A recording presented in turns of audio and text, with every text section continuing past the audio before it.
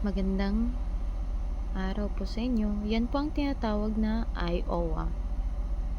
Kami po ay nagpapunta ng Virginia at that time.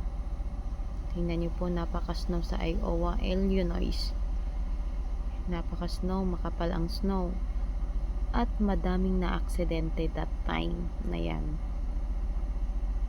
Makikita mo yung truck na na-aksidente, car na na-aksidente,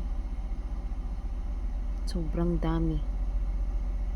Kaya dito sa USA, ingat po kayo sa pagdadrive nyo at ingat po kayo lagi sa inyong sarili. Tingnan nyo lang po ang paligid, makapal ang snow. It's not safe for the truck driver. It's really hard, a truck driver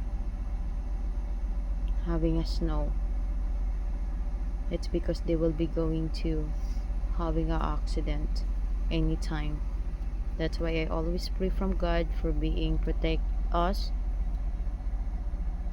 going to Virginia. I'm so much thankful from God because we are just safe going in the Virginia. And now we are sitting here and safe. At yan lang po.